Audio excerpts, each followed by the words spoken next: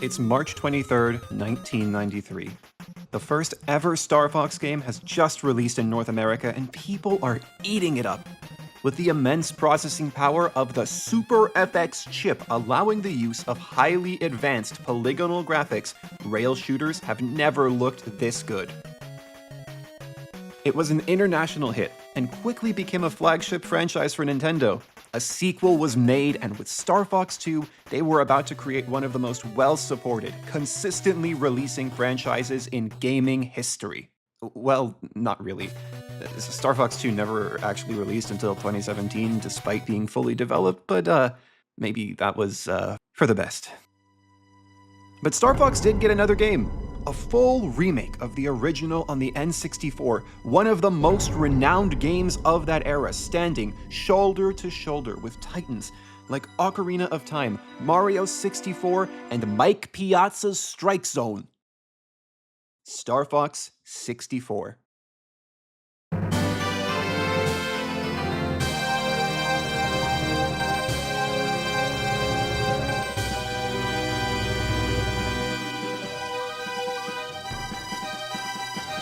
That's right, the game they keep remaking is actually a remake itself. You thought we were getting a fourth Star Fox 64, but we're actually getting Star Fox 1 for the fifth time, and it's the most predictable shit ever for two main reasons. Now, in all likelihood, if you're watching this before the release of the new Star Fox game, your knowledge of the franchise is probably informed by AO3, Twitter, Smash Bros, Starlink, whatever that is, the Mario Galaxy movie, or some combination of those things. There's one more place that a lot of people know Star Fox from, but I can't mention it here. On a macro level, it's just not a good idea to talk about on this platform. Most people haven't played a Star Fox game in the last 10 years, and there's a pretty good reason for that. The last game to be released was Star Fox Zero in 2016.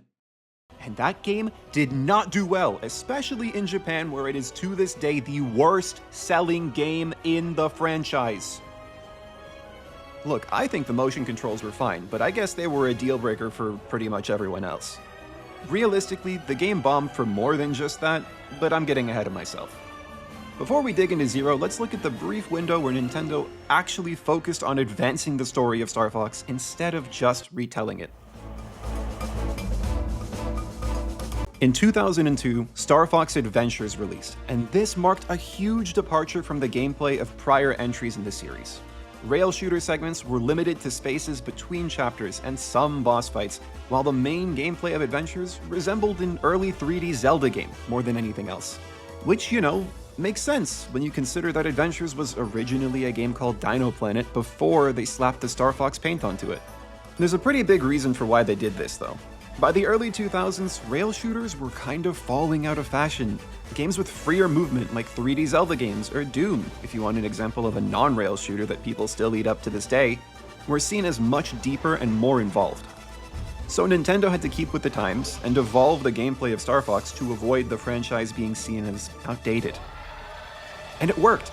People loved Adventures. It introduced fan-favorite characters like Crystal and the dinosaur that was a trophy in Smash 4. Sure, some people were disappointed at how little time was spent in R-Wings, but Assault, the next game in the series, would strike a better balance between the formulas of 64 and Adventure, while pretty much concluding the main plotline set up by previous games. Assault is a little flawed, but that's what makes it endearing, I think. It's pretty short, and there's still a skew towards off-rail gameplay, but I'd say it's my favorite non-64 game in the series for sure. It does a great job at polishing the on-rails and on-the-ground sections while emphasizing more freedom in dogfighting and land engagements. It's also got the best story moments by far, and the final chapters are so good. There was one more game before 64 3D started the remake train, but, well, Command is a problem that we're going to talk about later.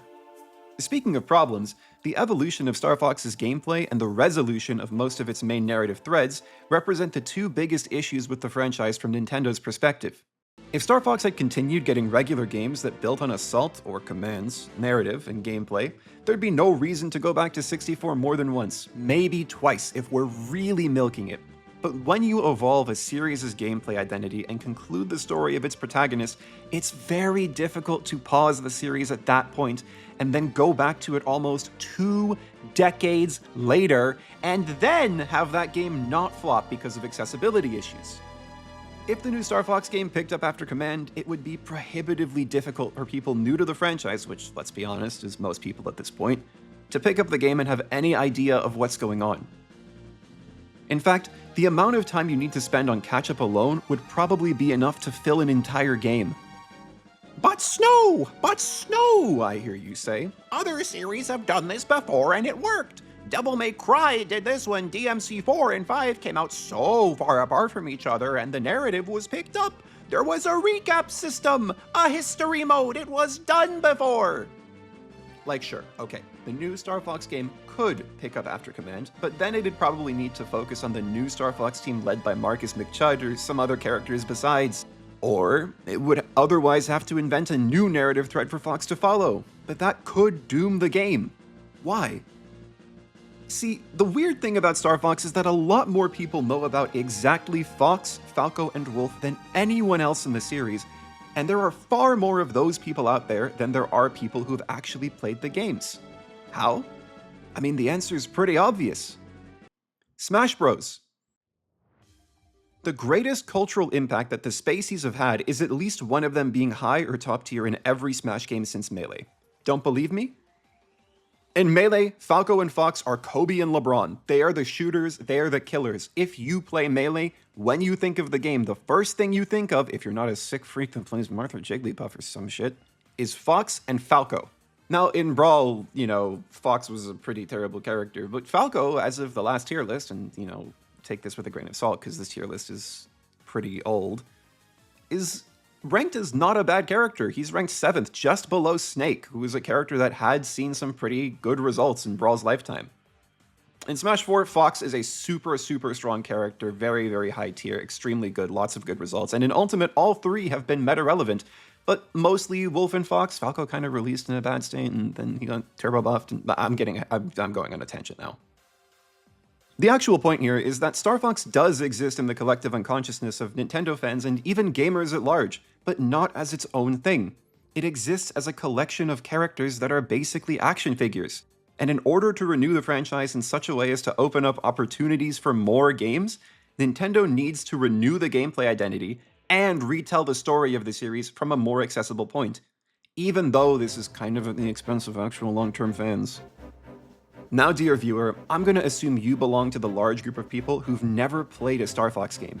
Even so, you probably have a general sense of what the gameplay's like, right? I threw around the term rail shooter a bunch, but that basically means the first or third person shooter equivalent to a 2D auto-scroller platforming game, like New Super Mario Bros. Star Fox diverges from that a little bit, even as early as 64, with some dogfighting sections that really give the game its identity. But like I mentioned before, the series kinda evolved more into a hybrid action-adventure rail shooter to get with the times. So why does Nintendo seem so insistent on going back to a rail shooter when pretty much none are being made these days? My best guess is this.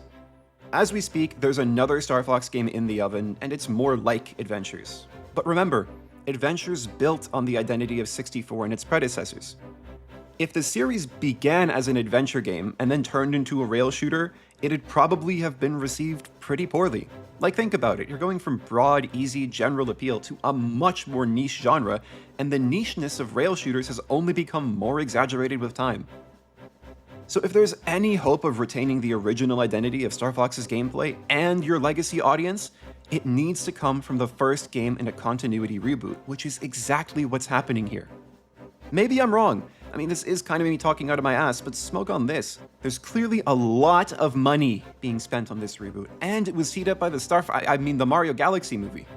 In order for nothing to come of this, the new Star Fox game would have to flop incredibly hard. More on that later. Clearly they expect this game to drum up interest in the franchise, and that's why so much of the marketing revolves around guess who? Fox, Falco, and Wolf. Literally, the first full song revealed from the game as part of a marketing campaign was the Star Wolf theme. Not Corneria, not Venom, not the Meteor Belt, but Star Wolf. Like, sure, fine, it's the best song in 64, but we know what's happening here, right? Realistically though, I think people are gonna like the gameplay. It's just been so long since a rail shooter's been made with this kind of budget and marketing, but it's still gonna be hard to build a franchise on just rail shooters. So the logical next step is to retread the path they've already gone down successfully. Even if the gameplay of the remake is a flop for most, I imagine the sentiment will be something like, I love the characters, but the gameplay is just not something I can get into. How do you resolve that issue? By making a game with more general appeal, like adventures. So get ready for Dino Planet, baby! The super condensed point in making here is this. If they want to retain the legacy identity of Star Fox, they can only really make one game dedicated to that, and it has to be the first in the reboot series. It's easy to go from niche appeal to general and broad, but going the other way is kinda a recipe for disaster. I'm sure there's exceptions, but you could also probably list franchise after franchise that's made this mistake. But this is the smaller of the two issues affecting the franchise. The bigger issue is the fucking story, man. Now, it's not that the story is bad, it's actually the opposite. The story is one of the main selling points of the franchise. In every entry, the character writing and dialogue is pretty strong, and the main narrative threads each game follows are simple to understand and have good payoffs. Arguably, Adventures' writing and overall plot are kinda contrived, but I mean, that's just showbiz when you flippin' assets, baby. And also, the whole lore of Serenia is pretty cool and gets expanded on, like, trust me when I say there's much more to love here than you might think. Okay, so what's even the problem? Well, let's talk about those narrative threads. From as early as 64, there are three main conflicts which drive the story of the series forward. Fox versus Andross, Fox, his dad and legacy, and Fox versus Pigma. There's more than just these, especially if we're talking about Falco or other characters, but the main plot from 64 through to Command revolves around these three. And the trouble is, if we take a look at where we are in the current timeline, these are all mostly resolved. Where are we in the timeline? Well, let me paint you a picture. Now, as we've discussed, we go from 64, where Andross is resolved first and Legacy is addressed, to Adventures. Technically Star Fox 2 is in here, but I just don't know enough to comment, and I don't even know if this shit's canon. But in Adventures, Andross is really put to bed. And then we move to Assault, where Pigma and James's legacy feel like they're mostly, if not entirely, concluded. But the trouble is, Assault is the last game to have a canon ending. Command is actually kind of canon, despite what some people think. You see, in a 2017 Reddit AMA, Dylan Cuthbert, the director of Command, stated that none of Command's endings are the actual one, which confirmed something that was mentioned in a 2006 interview where he said that a Command sequel wouldn't depend on any of the multiple endings and start in the middle, so yeah. Speaking of those endings, they do leave open room for the Andross or Legacy threads to continue in pretty fascinating ways. Dash becoming a genocidal dictator would even combine them, kinda. Marcus McCloud would represent the passing of the torch from one generation to another, and the endings where Star Fox disbands entirely are actually some of my favorites. But these aren't canon, so what exactly from Command is? Well, we don't really know. But we can assume the premise at least is canon-ish. Star Fox is splintered because Fox is struggling with the weight of leadership again, and now they're all doing their own thing. Is this a bad place to restart the series from? Not necessarily, I think. Fox exploring the system on his own and reuniting the band a la FF6 World of Ruin would actually be really cool, but it'd also be a very hard sell to people who aren't already invested in the relationships between the characters that's established through the interactions in previous games. Also, let's just be so serious. I think we're at a point where Nintendo wants to forget Command ever existed. Like, they've had every opportunity to make a sequel or use legit anything from that game, but they've just left it to rot forever, which is sad. I mean, yes, it's a very deeply flawed game, but it's also not nearly as bad as people would have you believe. Especially from a storytelling standpoint, because again, it actually advances the characters like Assault did. But I'm getting off topic here. I might make another video after the new game comes out explaining the full lore in detail, because I really did have to cut a lot from this section, and I'm interested in seeing how the timeline reboot differs from the original. If I do, it'll show up on screen now or in the description or some shit, I don't know. Back to the point. We're in a dubious place in the timeline, and a lot of the narrative payoffs that Command and Assault are built on involve things that people unfamiliar to the franchise have no clue about. In fact, the main story beats that people with peripheral knowledge of the franchise might know about are actually all resolved post-Assault. So if we can't start with Command, and we can't start from Assault, since that game's just narrative payoff, we have two options left. We start again from Star Fox 1, which is the very beginning, and also 64 again. Or we start from Adventures. And if the gameplay issue pigeonholes us into starting from 64 to retain the franchise's identity, like sure, we only have one course of action, but let's entertain the adventure start. Would it work? Maybe. But again, one of the big background conflicts is that Star Fox is fractured and Falco fucked off to some backwater planet until the literal last hour of the game. It's not the end of the world or anything, but remember, Falco is big for the Star Fox brand. He's one of the 3 most recognizable, most marketable characters. So to start from a game where the story requires him to not show up for 95% of its playtime is kind of problematic from a business standpoint, even if the trade-off is involving Crystal. And so, we could only ever really start again from 64.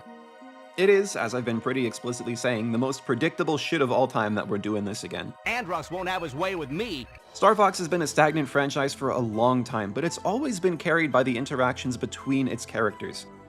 It's a franchise that used to be known for its experimentation with a gameplay formula that reached its sell-by date over 25 years ago, and now it's a franchise mostly known for being in every Smash game. Funnily enough, even before the new game's announcement, the series was known for being stuck in 64 Experience Requiem. I mean, 64 3D was just a full remake, but Zero... okay, fine, we have to talk about Zero. Originally, I was gonna end the video here, but I was looking at the script and I realized it'd be unethical to do that. See, I've misled you all. I told you that this is Star Fox 64 for the 4th time, but it's actually, really, truthfully, Star Fox Zero for a 2nd time. William Faulkner once said, "The past is never dead. It's not even the past." Now, I'm not sure what he was originally talking about, but it may as well have been Fox McCloud because the spirit of Star Fox Zero has still not left the building. When 64 3D came out in 2011, it was a completely faithful remake of 64. A very little new content, just an added layer of polish to everything. It re-established what Star Fox games were all about. And so when Zero came out in 2016 and tried to reboot the continuity, it was dealing with the same lore issue that we just went over, but it was trying to solve a different problem with the gameplay. Since there was no need to re-establish the franchise, unlike as there is now, Zero instead tried to reconcile the differences between classic Star Fox gameplay and the on-the-ground style of Adventures in Assault. And to be honest, they did a great job of that. Transitioning the R-Wing into the Walker at will is such a cool design decision. It allows for levels to be designed around using the R-Wing to navigate large spaces and then exploring them in more detail with all the Walker's tools. The best part was that the player could choose when to swap, and the swap itself was instant, which meant levels felt totally different, and to be honest, I'm a huge fan of this. I fully expect these mechanics are going to return in this iteration of Star Fox, and most people really like them, so why did Zero fail if it had such good gameplay ideas? Well, there's a lot of reasons, but we can boil it down to a few big ones. First, people were not a fan of the Force motion controls, and the fact that it was released at the end of a pretty unsuccessful console's lifespan didn't help. Also, they had literally just remade Star Fox 64, and Zero didn't look distinct enough to convince people who had played 64 3D that it was worth buying. Which is fair, to be honest, because the first hour or so was pretty much one-to-one, and that was mostly what was used for the game's marketing and its demo, but since nobody played Zero past the first level, people have completely forgotten that the game is not a simple remake. Corneria is very similar to 64, but that's where the similarities end. These are all the new levels added to Zero. In fact, the way you get to Venom for the true ending is completely different. There's more interaction between Fox and Pigma, and, well, between Fox and everyone. Zero even makes use of more obscure characters like Cat Monroe, which the new game makes a point to do as well, and references stuff that comes up in other games. It expands the lore instead of just rewriting it, and it tried to show people that the future of the series' gameplay was bright, while also respecting the origins of the series. Look, not to sound like a conspiracy theorist again, but I fully believe that more games were planned after Zero and then just cancelled after its critical failure. But I mean, that's just speculation, like a lot of other stuff in this video. But I just can't believe that a game made and presented as thoughtfully as Zero was planned to be followed up with absolutely nothing for an entire decade. It was a really dumb decision to retread 64 and Zero, but even as I say that, I can still understand why they tried it. And from that failed reboot, I believe the new version of Star Fox was born. So again, we can best understand the new Star Fox game not as a third or fourth or fifth 64, but as a second pass at what they tried to do in Zero. Ironically, the 10-year dry spell we've been in probably lays the ground for a game like Zero to succeed way more than the 5-year gap between 64 3D and Zero did, but that's neither here nor there. I just hope they don't fuck up the controls again after all this time. I mean, they totally wouldn't do that, right? But to reinvent the series in a way that has any chance of sticking around, Nintendo has to remind people what Star Fox is. It's something they tried to do before and really just fucked up. So now it's something they have no choice but to do. The point of this video isn't to say that people are wrong for being upset that we're stuck in 64 forever. It's just more to point out that we could tell this was coming if another game even came out at all, which, I mean, hey, I'd lost all faith in by this point, but I'm just happy I got to make this video.